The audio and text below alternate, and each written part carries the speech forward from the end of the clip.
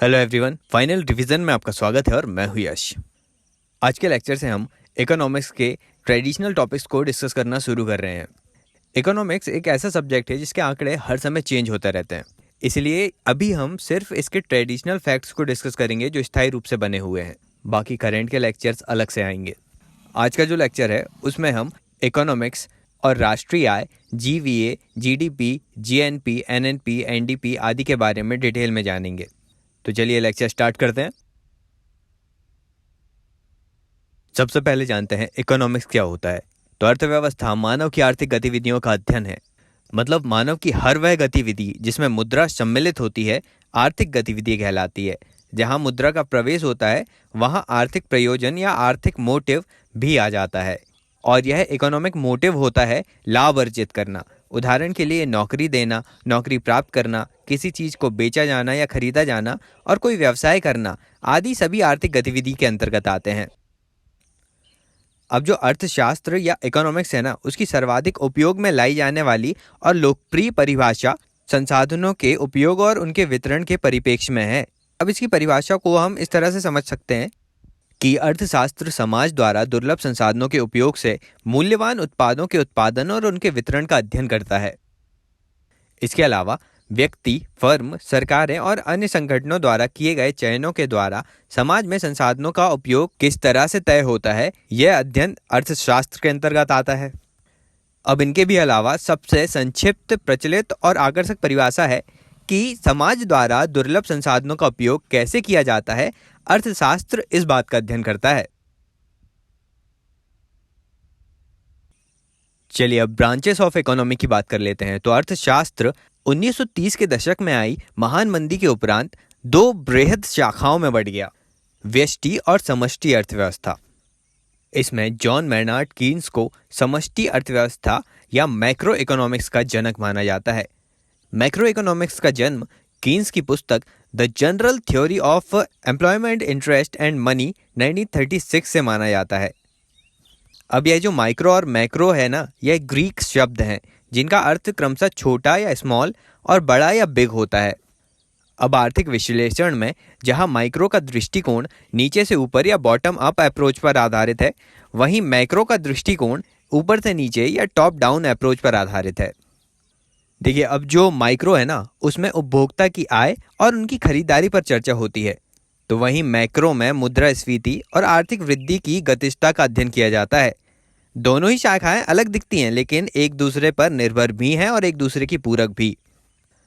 अब जो माइक्रो सिद्धांत है ना, उसका उद्भव मूल्यों के निर्धारण से हुआ है, वहीं मैक्रो का उद्भव प्रयोग सिद्ध अवलोकन या एम्पेरिकल ऑब्जर्वेशन से हुआ, जिनका विश्लेषण विद्यमान सिद्धांतों से नहीं किया जा सकता। माइक्रो शाखा में जहां कोई प्रतियोगी स्कूल नहीं है, वहीं मैक्रो में हमें कई स्कूल मिलते हैं। मैक्रो इकोनॉमिक्स के ये स्कूल हैं न्यू कीनियंस और न्यू क्लासिकल। लेकिन 1980 के दशक के बाद मैक्रो के विभिन्न स्कूलों का अंतर भी घटता चला गया है। अब जानते हैं इकोनोमेट्रिक्स या अर्थमिति क्या होता है। तो इकोनोमेट्रिक्स अर्थशास्त्र का व्यष्टि और समष्टि के अतिरिक्त तीसरा कोर क्षेत्र है। मतलब इकोनॉमिक्स को हम माइक्रो, मैक्रो और इकोनोमेट्रिक्स में बांटते हैं। इस विधा में आर्थिक विश्लेषण में सांख्यिकी और गणितीय विधियों का उपयोग होता है। व्यष्टि और समष्टि प्रशाखाओं की उच्च और जटिल विवेचना इसी से संभव होती है। चलिए अब अगले टॉपिक में जानते हैं कि अर्थव्यवस्था क्या होती है। तो जो इकोनॉमी है वह इकोनॉमिक्स का क्रियाशील रूप है। मतलब यदि इकोनॉमिक्स थियरी है तो इकोनॉमी उसका प्रैक्टिकल फॉर्म है। आगे बात करते हैं अर्थव्यवस्था के क्षेत्रक और प्रकार या sectors and type of economics के बारे में। इसके 5 क्षेत्र आते हैं, जिसमें मुख्य हैं प्राथमिक, द्वितीयक और तृतीयक क्षेत्र। सबसे पहले देखते हैं प्राथमिक क्षेत्र या प्राइमरी सेक्टर के बारे में। प्राथमिक संसाधनों के दोहन से जुड़ी सभी गतिविधियां प्राथमिक क्षेत्र में आती हैं, जैसे उत्खनन, कच्चे माल का निष्कर्षण, कृषि कार्य जिसमें पशुपालन, डेयरी, मछली पालन, मुर्गी पालन आदि आ जाते हैं। अब यदि किसी देश में जीडीपी या जीवन यापन में इस प्राथमिक क्षेत्र का कम से कम 50% का यदि योगदान है, तो वह देश कृषि अर्थव्यवस्था कहा जाता है। अगला है द्वितीयक क्षेत्र या सेकेंडरी सेक्टर। इस क्षेत्र के अंतर्गत वे सभी गतिविधियां आती हैं जिसके अंतर्गत प्राथमिक क्षेत्र के उत्पादों को प्रसंस्कृत किया जाता है। प्रसंस्कृत मतलब प्रोसेस किया जाता है, जैसे औद्योगिक क्षेत्र। इसका एक उपक्षेत्र विनिर्माण क्षेत्र या मैन्युफैक्चरिंग इंडस्ट्री विकसित देशों में सर्वाधिक रोजगार सृजन करने वाला क्षेत्र है। अब किसी भी देश में राष्ट्रीय आय जीडीपी या जीवन यापन में कम से कम 50% का योगदान यदि सेकेंडरी सेक्टर का है तो उस देश की अर्थव्यवस्था को औद्योगिक अर्थव्यवस्था कहा जाता है। अब आते हैं तृतीयक क्षेत्र में, तो सभी गतिविधियां जिनके अंतर्गत सेवाओं का उत्पादन होता है वो टर्सरी सेक्टर है, जैसे शिक्षा, स्वास्थ्य, परिवहन आदि। जिस देश में तृतीयक क्षेत्र का योगदान अधिक है उसे सर्विस इकोनॉमी या सेवा अर्थव्यवस्था कहा जाता है। अब आगे चलकर विशेषज्ञों ने दो और आर्थिक क्षेत्रों को चिन्हित किया है जिसे हम सर्विस सेक्टर के ही उप क्षेत्र कह सकते हैं। इसमें आता है चतुर्थक क्षेत्र, जिसमें शिक्षा, खोज, अनुसंधान आदि से जुड़ी हुई सभी गतिविधियां आती हैं। इसीलिए इसे ज्ञान क्षेत्रक भी कहते हैं। किसी अर्थव्यवस्था के मानव संसाधन की गुणवत्ता का आधार स्तंभ होता है यह क्षेत्रक। इसके बाद है पंचम क्षेत्रक। अब किसी भी अर्थव्यवस्था के सभी शीर्ष निर्णयों से जुड़ी गतिविधियों को पंचक क्षेत्रक के अंतर्गत रखा जाता है। इसमें अंतर्राष्ट्रीय सरकारें, निजी क्षेत्रकों के उच्च नीति निर्णय करने वाले लोग या नौकरशाही आदि आते हैं। इन्हें किसी देश के सामाजिक आर्थिक निष्पादन का मस्तिष्क माना जाता है। अब हमें किसी भी देश की वृद्धि ना पहले प्राथमिक क्षेत्र, फिर द्वितीयक क्षेत्र, फिर तृतीयक क्षेत्र में क्रमशः देखने मिलती है।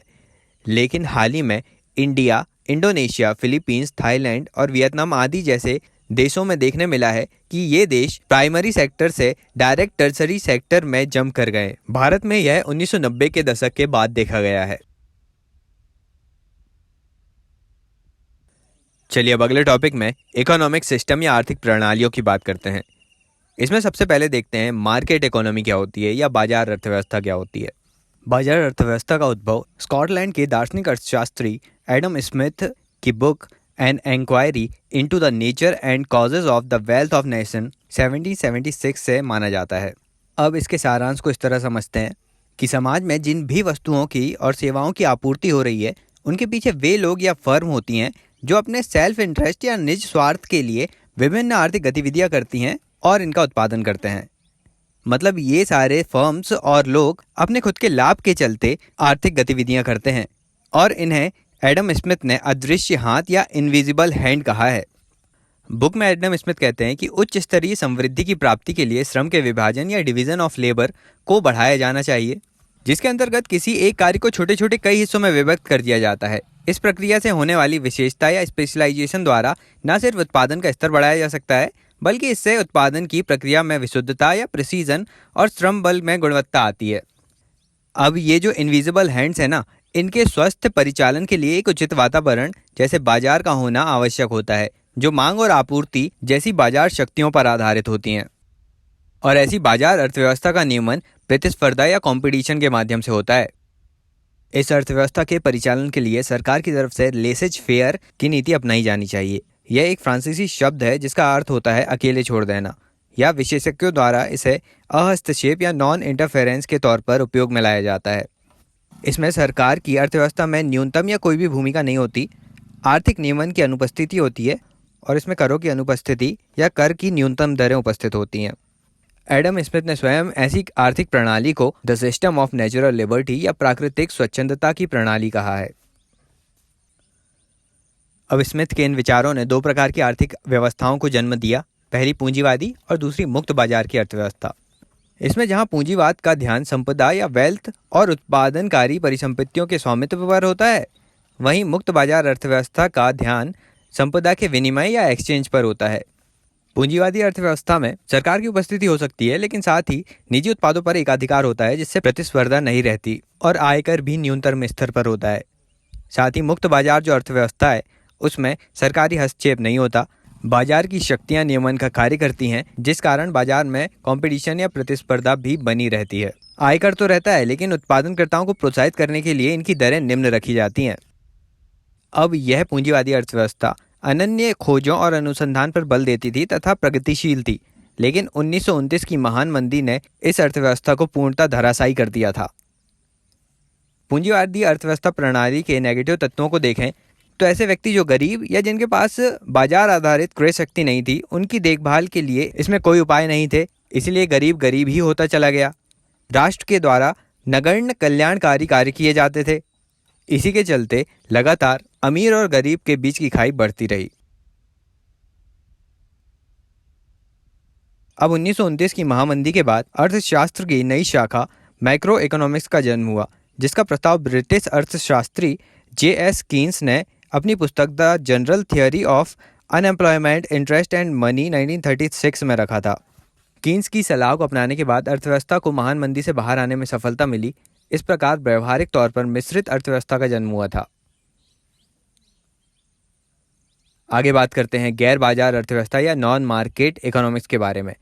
तत्कालीन तौर पर कार्ल मार्क्स के विचारों पर आधारित इस अर्थव्यवस्था का दो स्वरूपों पर प्रयोग किया गया, समाजवादी और साम्यवादी स्वरूप। समाजवादी या सोशलिस्ट मॉडल को पूर्व USSR ने अपनाया था, जिसमें देश की प्राकृतिक संसाधनों पर राज्य या राष्ट्रीय सरकारों का स्वामित्व होता था। वहीं साम्यवादी मॉडल या कम्युनिस्ट मॉडल को चीन ने अपनाया था। इसमें स्वामित्व के अंतर्गत श्रम या लेबर भी आते थे। अब नॉन मार्केट इकोनॉमी की अवधारणाएं देखते हैं। तो देश के संसाधनों का उपयोग सभी की बेहतरी के लिए किया जाना चाहिए। संसाधनों का बेहतर उपयोग इनके समाज या समुदाय के स्वामित्व में ही हो सकता है, अर्थात इसमें सिर्फ राज्य ही आर्थिक भूमिका निभाएगा। निजी व्यक्तियों या उपक्रमों को संपत्ति का अधिकार प्राप्त नहीं होगा, क्योंकि ऐसी स्थिति में जो अल्पसंख्यक बुर्जुआ वर्ग है वह बहुसंख्यक गरीब वर्ग का शोषण कर सकता है, जिससे कि असमानता बढ़ती जाती है। नॉन मार्केट इकोनॉमी में बाजार की अनुपस्थिति होती है, जिसमें मांग और आपूर्ति की शक्तियां कार्य नहीं करती। प्रतिस्पर्धा का विचार पूर्णतः अनुपस्थित होता है। नागरिकों की आर्थिक भूमिका सरकारी स्वामित्व वाले उपक्रमों में होगी, जहां वे अपनी योग्यता के अनुसार आर्थिक योगदान करेंगे और बदले में अपनी आवश्यकता अनुसार सुविधाएं प्राप्त करेंगे। बाजार में किस चीज़ का उत्पादन करना है, कितना उत्पादन करना है और किन लोगों में वह वितरित करना है, ये सारे निर्णय सरकार लेगी। अब इस आर्थिक प्रणाली की भी कुछ कमियां और सीमाएं थीं, जिसमें सभी का कल्याण एक बहुत अच्छा लक्ष्य था, लेकिन इसमें संपत्ति के सृजन पर बल नहीं दिया गया था, जिस कारण आगे आने वाले समय में निवेश योग्य पूंजी की कमी महसूस की गई थी। संसाधनों के उपयोग की प्राथमिकता सरकारें या राज्य तय करती थीं, इसलिए उन संसाधनों का ऑप्टिमम यूज नहीं हो पाया और इनकी बर्बादी हुई। चूंकि इस प्रणाली को बुर्जुआ वर्गों के द्वारा सर्वाहार के शोषण को बचाने के लिए सामने लाया गया था, लेकिन अब सबसे बड़ा शोषक वर्ग राज्य ही बन गया था, क्योंकि राजनीतिक प्रणाली गैर लोकतांत्रिक या तानाशाह होती थी इसमें, और इसे ही आलोचक राज्य पूंजीवाद कहते हैं। इन्हीं कमियों के चलते 1970 के दशक से ही आंतरिक क्षय होना प्रारंभ हो गया था समाजवादी और साम्यवादी व्यवस्था का, और 1980 के दशक के बाद इसमें पूंजीवादी अर्थव्यवस्था के तत्व या बाजार अर्थव्यवस्था के तत्व शामिल होने लगे थे। अब बात करते हैं मिक्स्ड इकोनॉमी या मिश्रित अर्थव्यवस्था की। मिक्स्ड इकोनॉमी में राज्य या सरकार और निजी क्षेत्र दोनों ही आर्थिक भूमिका निभाते हैं। निजी क्षेत्र वैसी आर्थिक गतिविधियों में संलग्न होता है जिसमें इनविजिबल हैंड्स के लिए अनुकूल वातावरण हो। इस मामले में निजी क्षेत्र के लिए निजी वस्तुएं आदि का उत्पादन करना बेहतर है। हाँ, लेकिन इन वस्तुओं का राज्य द्वारा उत्पादन भी किया जा सकता है। और वैसी आर्थिक भूमिकाएं जिन्हें निजी क्षेत्र निभाने में प्रेरित नहीं है, उनका ध्यान या इस श्रेणी की लोक वस्तुओं का उत्पादन सरकार द्वारा या राज्य द्वारा किया जाता है। हाँ, लेकिन इन वस्तुओं को निजी क्षेत्र भी उत्पादित कर सकता है। इन्हें आने वाले समय में आवश्यकताओं के अनुसार संशोधित भी किया जा सकता है इन व्यवस्थाओं को। अब इसमें मुख्यतः कानून, प्रतिस्पर्धा, कराधान आदि में नियमन की जिम्मेदारी राज्य की होती है। मिक्स्ड इकोनॉमी में सबसे बड़ा पॉजिटिव पॉइंट यह है कि ये आवश्यकता के अनुरूप सदैव बदलाव को तत्पर रहती है। अब आगे देखते हैं कि वॉशिंगटन सहमति क्या है। आर्थिक संकट के समाधान के लिए अंतर्राष्ट्रीय मुद्रा कोष, वर्ल्ड बैंक और अमेरिकी ट्रेजरी विभाग द्वारा सुझाया गया वॉशिंगटन कंसेंसस इस तरह के आर्थिक सुधार की बात करता है, जिसमें वित्तीय अनुशासन, कर सुधार में सीमांत दरों में कमी और कराधार को बड़ा करना, ब्याज दर में उदारीकरण, प्रतिस्पर्धा पूर्ण विनिमय दर, व्यापार उदारीकरण, FDI के अंतःप्रवाह का उदारीकरण, निजीकरण, विनिमय का उदारीकरण और संपत्ति अधिकारों की सुरक्षा, सार्वजनिक खर्चों में लाभ आधारित फर्मों में प्राथमिकता देना आदि आते थे। इसके बाद आती है बीजिंग सहमति या बीजिंग कंसेंसस। ये 3 स्तंभों पर आधारित था: अनवरत प्रयोग और अन्वेषण, शांतिपूर्ण वितरणकारी आर्थिक वृद्धि के साथ साथ क्रमिक सुधार और सेल्फ डिटर्मिनेशन के साथ ही चुनिंदा विदेशी विचारों को अपनाना। इनके अलावा सैंटियागो कंसेंसस भी आता है, जिसे वर्ल्ड बैंक समूह के तत्कालीन अध्यक्ष जेम्स वोल्फेंसो ने सामने रखा था। जिसमें विश्व बैंक द्वारा आर्थिक सहायता देने के साथ साथ इंफॉर्मेशन टेक्नोलॉजी की अपार शक्ति के उपयोग पर बल दिया गया तथा वैश्वीकरण के द्वारा विश्व की बढ़ती मुक्तता और साझेदारी में ज्ञान को विस्तृत करते हुए सभी के लिए इसे उपलब्ध बनाया जाना लक्ष्य रखा गया।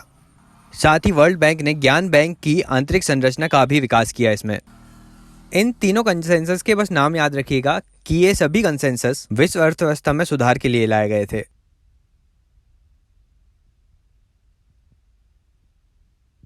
चलिए अब आगे आज के अगले टॉपिक राष्ट्रीय आय या नेशनल इनकम के बारे में बात करते हैं। राष्ट्रीय आय को नापने के लिए अमेरिकी अर्थशास्त्री साइमन कुजनेट्स ने सबसे पहले सकल घरेलू उत्पाद की अवधारणा प्रस्तावित की थी। चलिए जानते हैं जीडीपी या सकल घरेलू उत्पाद या ग्रॉस डोमेस्टिक प्रोडक्ट क्या होता है। यह किसी भी अर्थव्यवस्था में एक वर्ष में उत्पादित सभी वस्तुओं और सेवाओं का अंतिम मौद्रिक मूल्य है। यह 1 अप्रैल से 31 मार्च तक होता है, एक वर्ष। एक देश की भौगोलिक सीमा के अंतर्गत उत्पादित होने वाले जितने भी प्रोडक्ट और सर्विसेज हैं वो इसके अंतर्गत आ जाते हैं। इसमें जो भी विदेशी नागरिक भारत में काम कर रहे हैं उनका प्रोडक्शन भी इंक्लूड किया जाता है। जीडीपी का आकलन राष्ट्रीय निजी उपभोग, सकल निवेश, सरकारी और व्यापार शेष मतलब आयात निर्यात के योगफल आदि के द्वारा भी किया जाता है। इस विधि में देश के बाहर उत्पादित आयातों के व्यय को और उन देश निर्मित वस्तुओं और सेवाओं का मूल्य जुड़ा होता है जिन्हें देश में नहीं बेचा गया है। यहाँ पर ग्रॉस का मतलब है टोटल और फाइनल का मतलब है कि अब उस प्रोडक्ट में वैल्यू एडिशन का मौका नहीं है। अब यह जो जीडीपी है ना, इसके चलते क्वांटिटेटिव दृष्टिकोण का पता चलता है, मतलब हमें परिमाणात्मक दृष्टिकोण या जीडीपी के आकार से देश की शक्ति का पता चलता है, लेकिन इसमें देश के अंदर उत्पादों और सेवाओं की गुणवत्ता या क्वालिटी का पता नहीं चलता। उसके लिए हम जीएनपी का प्रयोग करते हैं। वर्तमान में भारत का जीडीपी विश्व के तीसरे स्थान पर है, पीपीपी या क्रय शक्ति क्षमता के आधार पर। चीन और यूएसए के बाद यह तीसरा है और प्रचलित विनिमय दर के आधार पर यूएस डॉलर में भारत विश्व का 5वां सबसे बड़ा देश है। चलिए आगे बात करते हैं नेट डोमेस्टिक प्रोडक्ट की। तो यह है जीडीपी में से उस एक वर्ष के दौरान होने वाली घिसावट या डेप्रिसिएशन को घटा दिया जाता है। डेप्रिसिएशन का मतलब होता है उपयोग के दौरान होने वाली मूल्य में कमी, और इस डेप्रिसिएशन की दर सरकार निर्धारित करती है। यह फैसला केंद्रीय वाणिज्यिक और उद्योग मंत्रालय द्वारा किया जाता है। इसमें एक सूची जारी की जाती है जिसके मुताबिक विभिन्न उत्पादों में होने वाली घिसावट की दर तय होती है।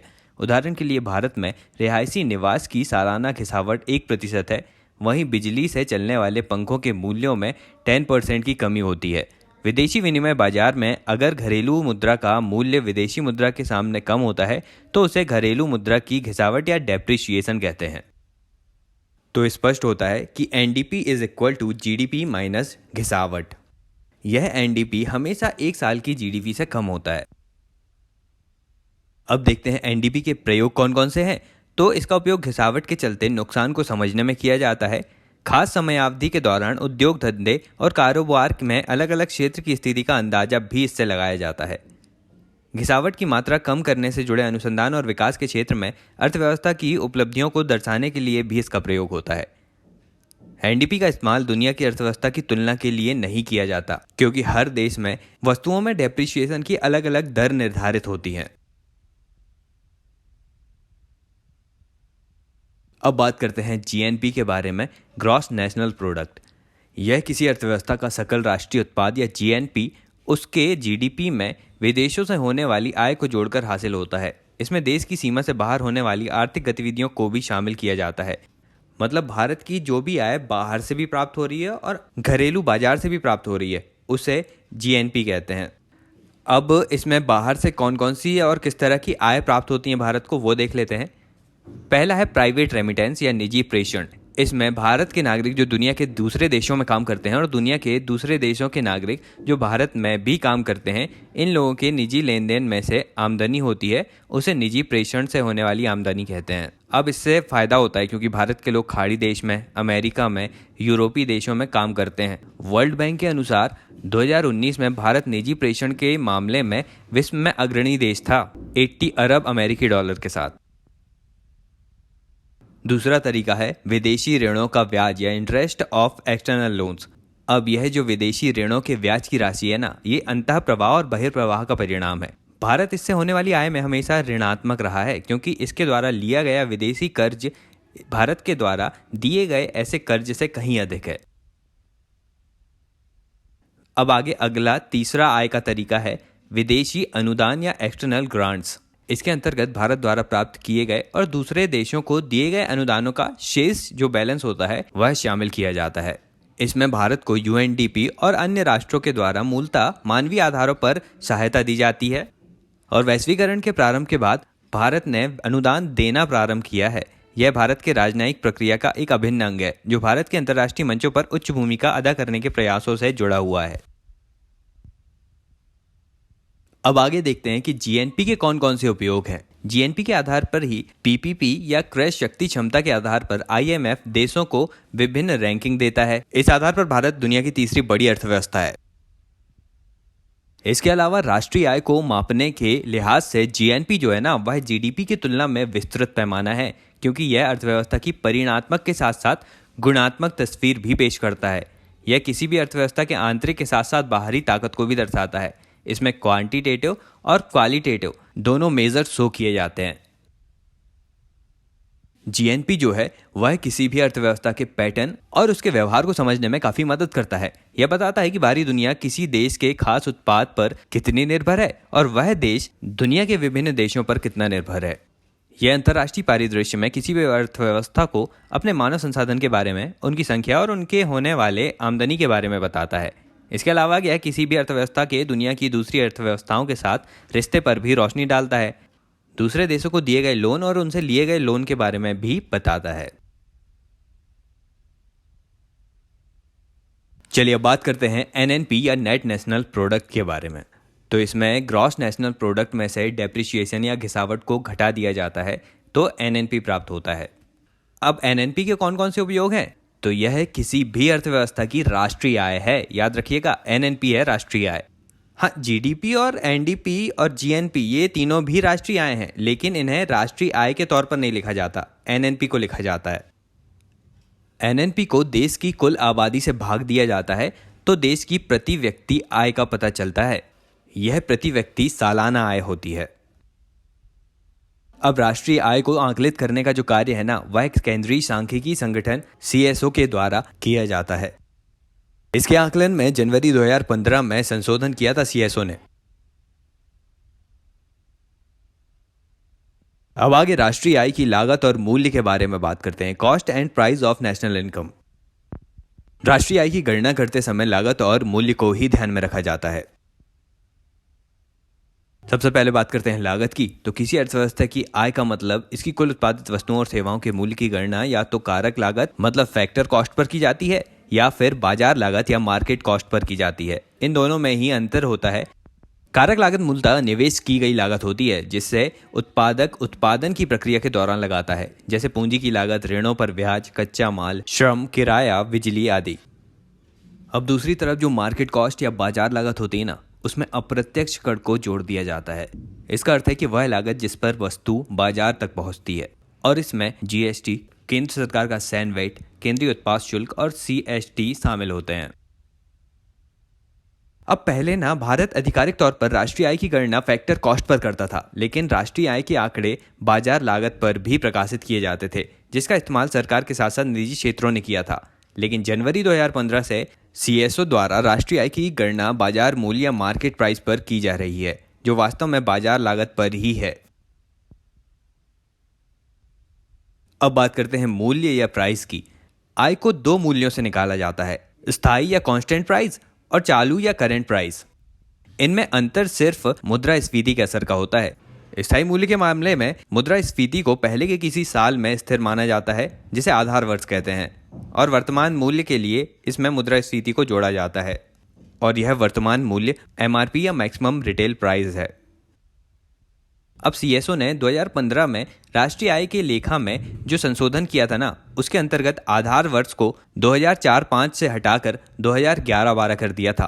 राष्ट्रीय सांख्यिकी आयोग की अनुशंसा के आधार पर किया गया था यह, जिसमें प्रत्येक 5 वर्ष पर सभी आर्थिक घटकों के आधार वर्ष को संशोधन करने की सलाह दी गई थी। राष्ट्रीय लेखा के गणना की कार्यप्रणाली में संशोधन कर अंतर्राष्ट्रीय मापदंड के अनुरूप राष्ट्रीय लेखा 2008 के उपाय की पूर्ति की गई। चलिए अब जानते हैं जीवीए या ग्रॉस वैल्यू एडिशन क्या होता है। आर्थिक वृद्धि का अनुमान दो प्रमुख विधियों मांग पक्ष और आपूर्ति पक्ष द्वारा लगाया जाता है। आपूर्ति विधि के अंतर्गत विविध आर्थिक क्षेत्र जैसे कृषि, उद्योग और सेवाओं द्वारा किए गए मूल्यवर्धन या वैल्यू एडिशन को जोड़कर जीवीए का अनुमान लगाया जाता है। इस प्रकार इस विधि द्वारा सभी आर्थिक घटकों द्वारा अर्जित आय का अनुमान प्राप्त होता है। याद रखिए, जीवीए में वैल्यू एडिशन को जोड़ रहे हैं और जीडीपी में हमने अर्थव्यवस्था का जितना निवेश या खर्च होता था उसको जोड़ते थे। इन खर्चों में निजी उपभोग, सरकारी व्यय, व्यवसाय जगत का व्यय और निवल निर्यात या व्यापार शेष आता था। जीडीपी में सरकार की कर आय और छूटों के व्यय को शामिल किया जाता है। तो जीडीपी का अनुमान जीवीए के निवल करों को जोड़कर किया जाता है।